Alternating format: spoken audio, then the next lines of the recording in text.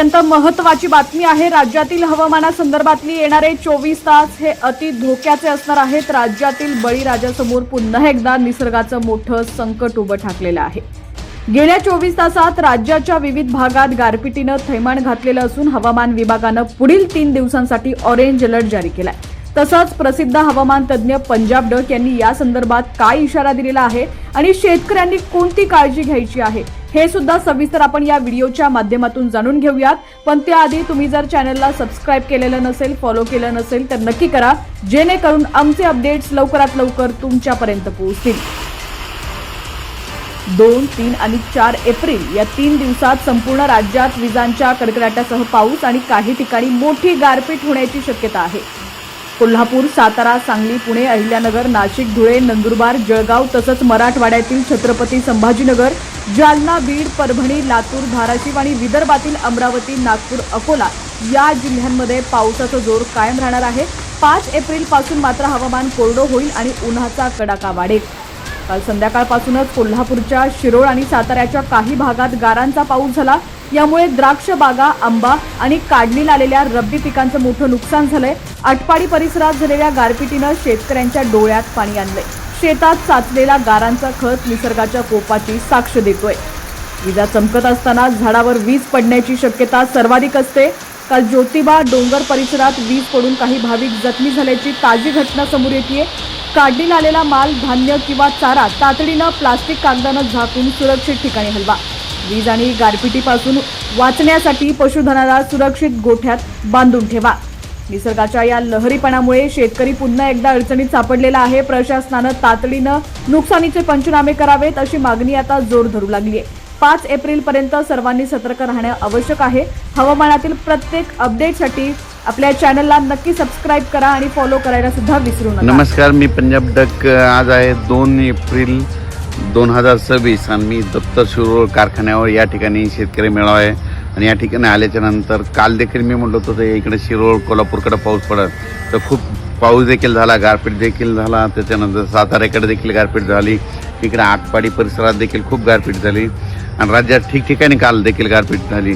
तर राज्यातल्या शेतकऱ्याचे परत फोन आले की आणखीन हे किती दिवस वातावरण आहे। तर राज्यातल्या सर्व शेतकऱ्याला सांगू इच्छितो की तुम्ही काय करा, आज 2, 3 आणि 4 आणखीन 4 तारखेपर्यंत असंच वातावरण राहणार आहे। वेगवेगळ्या भागात दररोजच पावसाचं वातावरण राहणार आहे, म्हणून हा अंदाज सर्व शेतकऱ्यांना लक्षात यायचा।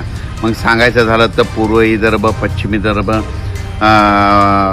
उत्तर महाराष्ट्र, मराठवाड्यात देखील काय होणार आहे, आणखीन जवळपास 4 तारखेपर्यंत असंच भाग बदलत वेगवेगळ्या भागात दररोज पाऊस पडणार आहे। काही ठिकाणी गारपीट देखील होणार आहे, विजेच्या कडकडाटासह पाऊस होणार आहे, म्हणून हा अंदाज लक्षात यायचा आहे।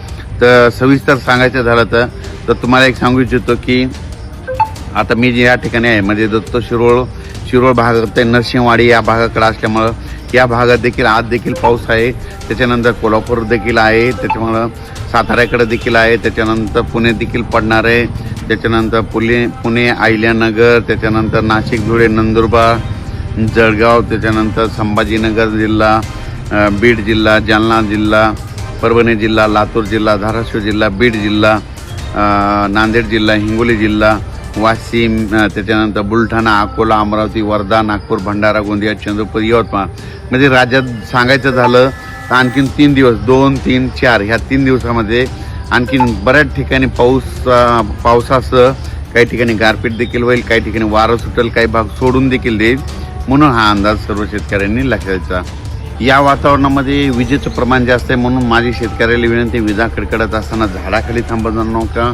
झाडावर जास्त विजा पडतात, त्याच्यामुळं विजा कडकडायला लागेल की आपलं घर जवळ गावा। काल देखील ना इकडं ज्योतिबा मंदिराच्या परिसरात त्या डोंगरावर वीज पडली, तिथं देखील काही भाविक जखमी झाले।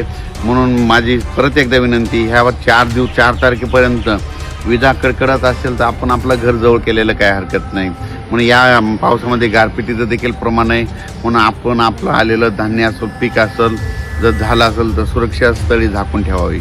या पावसामध्ये गारपिटीचं प्रमाण जास्त आहे, वाऱ्याचं देखील प्रमाण आहे। तुम्हाला एक सांगू इच्छितो आणखीन देखील आता ह्या उद्याच्या पावसामध्ये आज 2, 3, 4च्या दरम्यान तुम्हाला सांगतो आणखीन बीड जिल्ह्यात देखील बऱ्याच भागात आणखीन गारपीट होईल। त्याच्यानंतर अहिल्यानगरकडे देखील गारपीट होणार आहे।